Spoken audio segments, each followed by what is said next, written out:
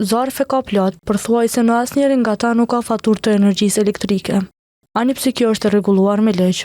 Të pakënaqur me këtë janë qytetarët. Vinë rregullisht, por vinë fakturë kështu e hapun. Pasi termokosi që i vjen mbyllën në zarf. Edhe kjo për banesa që është, edhe ata i binë mbyllën, për ndryshe tjetër kush ja.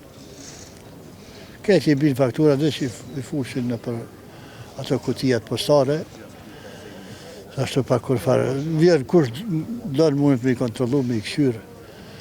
Këshia sa ka hargjuhe. Se faturat e rrymës vinë të hapura, e thot edhe ky qytetar. Nuk merrna me to, merre djale edhe reja merren, ato i kanë përsipër tani mujnë është me thonë që kone një zarf pas e ka, edhe që tash me shku aty ku i lëmë në atë kutin, janë pa zarfa.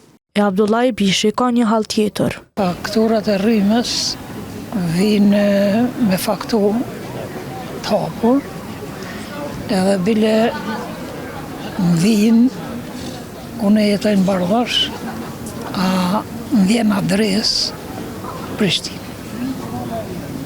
Pej 2002-ës, kom qenë për gjykata, s'po ma ndryshojnë, as gjykata, as keku, as. Edhe unë në tjetër adres nuk kam drejtë me paguar rrymë. Për gjithë këtë situatë nga Kesko ka një arsye tim. Konsumatorët tanë janë të shpërndarë dhe shpesh herë edhe kushtet e kanë pa mundësuar ndoshta që ta respektojmë 100% kërkesën për t'i vendosur faturat në zarfe, po gjithsesi kemi pasur probleme edhe në mungesat e kutive postare, por prapë ne jemi angazhuar dhe po mundohemi maksimalisht që anë e Kënd Kosovës ta respektojmë këtë lehtësi. Faturat e energjisë elektrike janë në mbikëqyrje të ligjit nga Agjencia për Informim dhe Privatësi.